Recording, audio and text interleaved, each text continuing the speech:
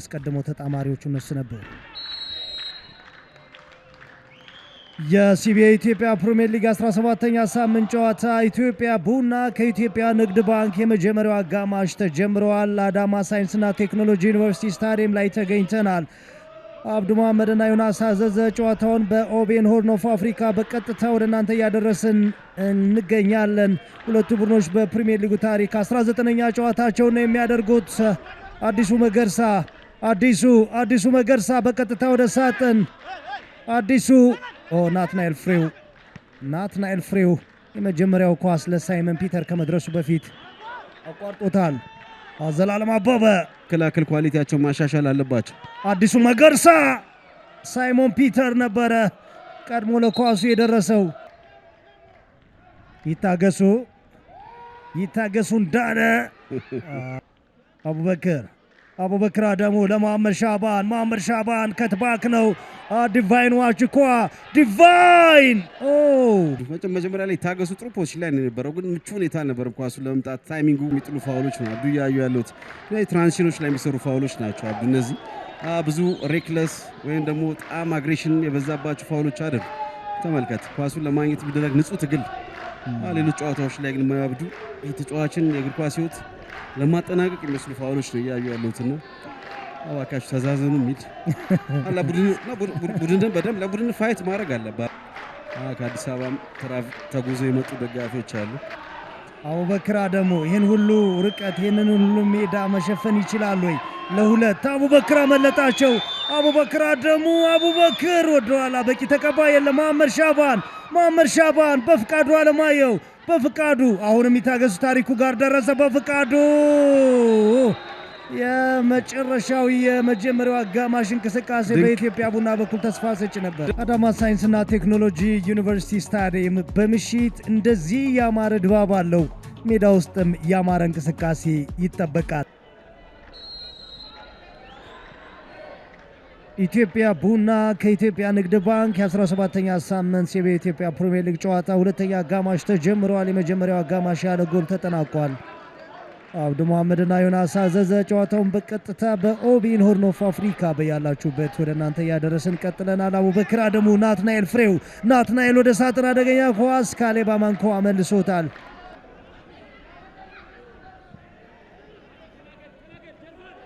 ቢኒያም ካሳሁን፣ ናትናኤል ዳንኤል፣ ራምኬል ጄምስ። እዚህ ጨዋታ ላይ ንክኪዎች በጣም ሙከራ በተደረገ ቁጥር ንክኪዎች የበዙ ነው በጣም። ዳውን ደግሞ ተረኛው ታምራት ቅባቱ ይመስላል። ራምኬል በደንብ አድርጎ ሽፋን ሰጥቶለታል። መቶ ኳሱን ታምራት እንዴዝ በመሃል ከነ ኳሱ ያገኘው ይመስላል።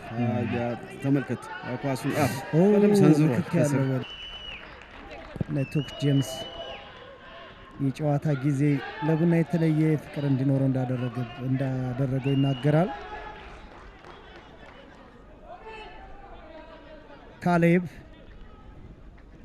ካሌብ አማንኮዋ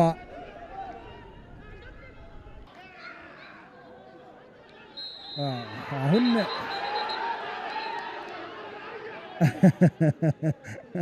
የመጨረሻው ዳኝነት በቢጫ ካርድ ተጠናቋል።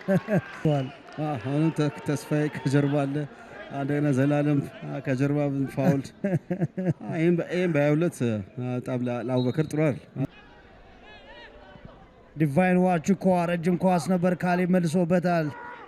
አሁንም በድጋሜ ዲቫይን ወደ ናትናኤል ፍሬው። አቡበክር አደሙ የመጀመሪያውን ኳስ ጥፋት ነው ከኋላ ይቅርታ ጠይቋል፣ ግን በፈጣን መልሶ ማጥቃት ነው። አናሎች ላይ ጥሩ ፓሶች ሩጫ የለም፣ ከመስመር የሚነሳ ማጥቃት የለ፣ ክሮስ የለም፣ ረጅም ኳስ ራሱ የተሳካ የለም፣ ምንም አይነት። ተስፋዬ ታምራት የማዕዘን ምት ያለፉት ተከታታይ ጎል ሲያስተናግድ ጥሩ ማጥቃት ያላቸው ቡድኖች ደገጠሙ። ካይጁል ኳሱንም ተከላክሏል፣ ጥፋትም ተሰርቶበታል።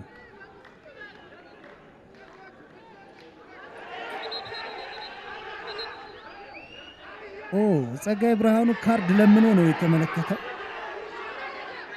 ለፉአድም ለሁለቱም ነው ካርድ የሰጡት። ሄኖክ አበበ፣ ማኑኤል አድማሱ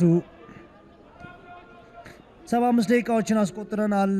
ኢትዮጵያ ቡና 0 ኢትዮጵያ ንግድ ባንክ 0። ሁዘይፋ ሻፊ ሁዘይፋ ሁለቱን ተጫዋቾች ጥሎ ለመውጣት በመጨረሻ ፉአድ ነው ከእግሩ ስር የወሰደበት። ሚካኤል ጸጋይ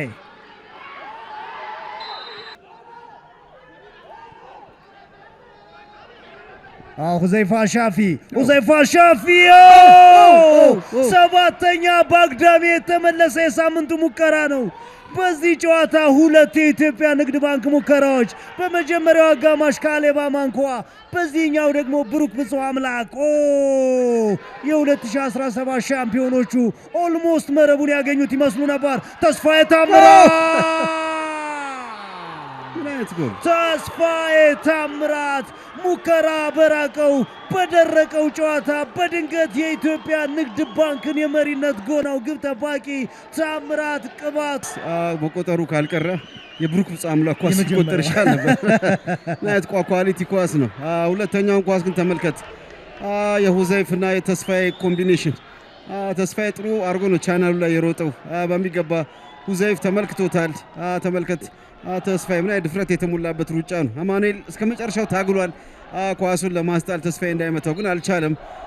ከዚህ በላይ መከላከል ይችል ነበር ታምራት አብዱ። የተቆጠረው ግን ይሄኛው ነው። እግር ኳስ እንደዚህ ነው አብዱ።